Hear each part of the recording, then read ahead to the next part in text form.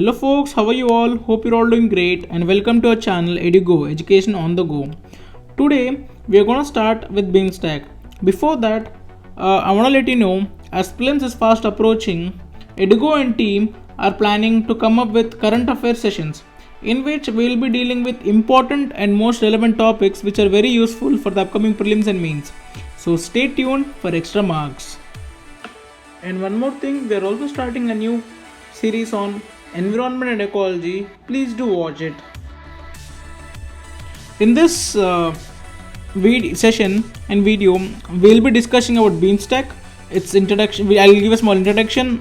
We'll see about its origin, principle and objectives, importance of BIMSTEC, area of cooperation, and BIMSTEC significance for India, projects and development under BIMSTEC, and its challenges. So let's get started. So BIMSTEC. Why are we discussing about BIMSTEC? Recently, BIMSTEC is in news as BIMSTEC organization in this recent summit has finalized its charter.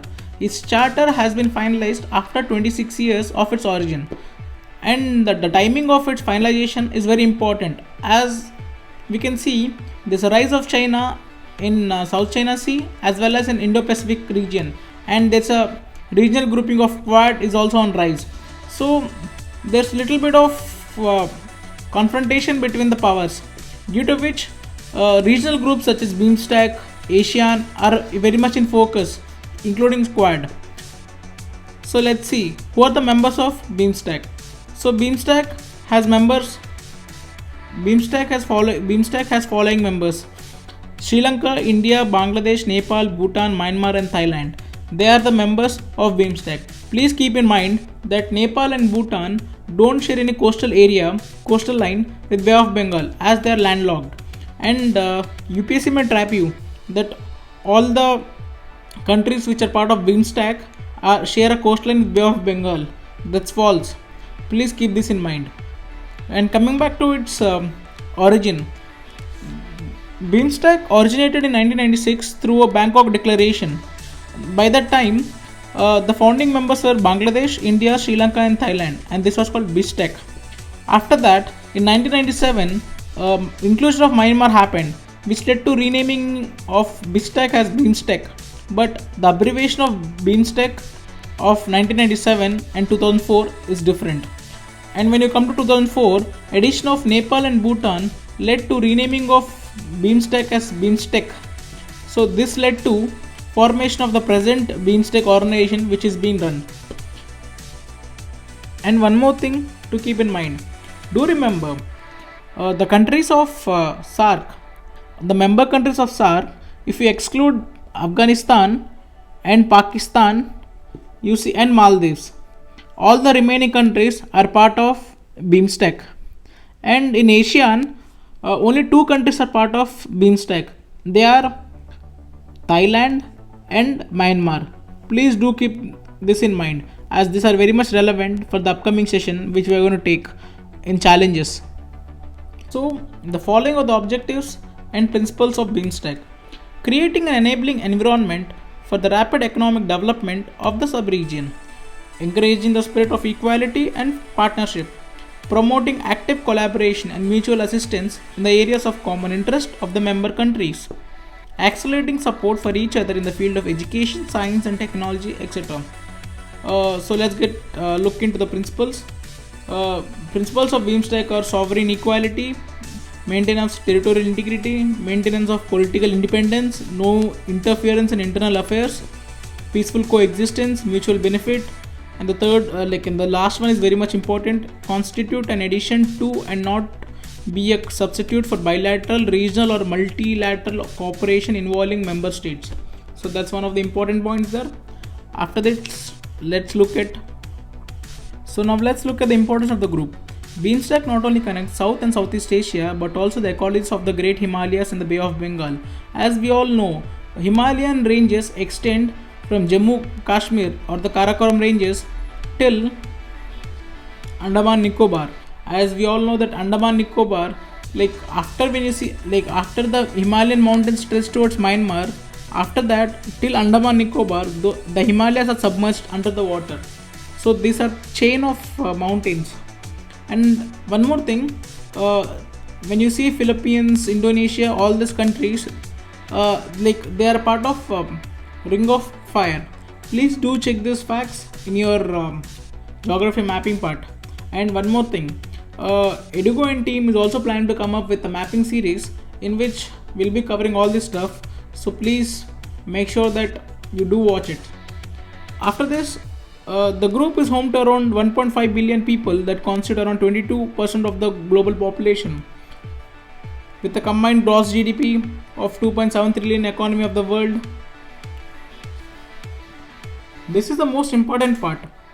The platform, like BIMSTEC, is a platform for inter-regional cooperation between SARC and Asian members. As the new era marks the rise of Asia, as we all know, like after this, in the recent 21st century, we see a lot of development happening in the Asian side.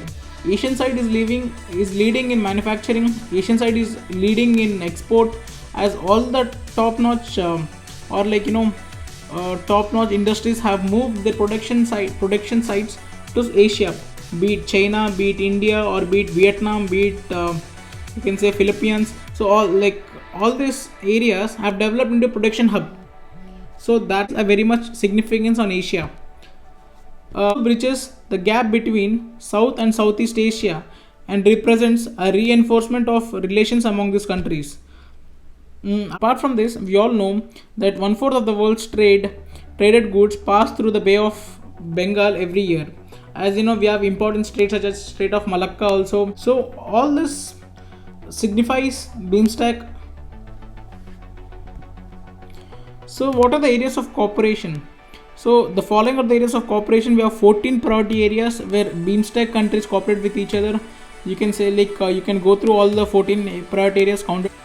You can pause the video and take a look at it. So what is the significance of BIMSTEC for India?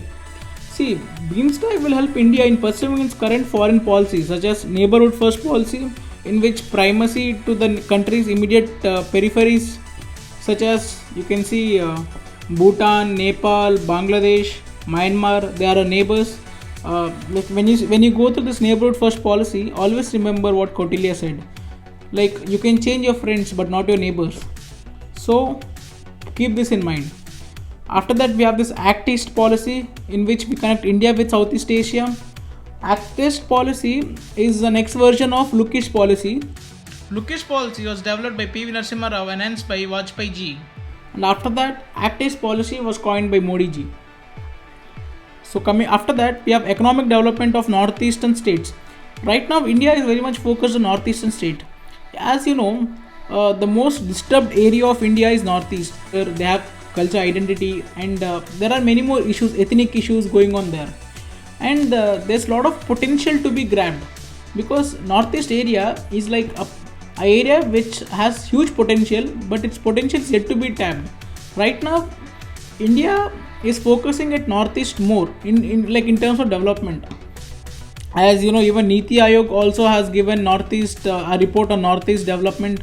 Apart from that, economic development of northeastern states by linking them to Asian countries via Bangladesh and Myanmar.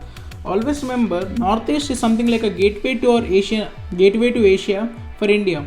As you know, most of these countries such as Myanmar, Thailand, Malaysia, all these countries we can access them through northeast only.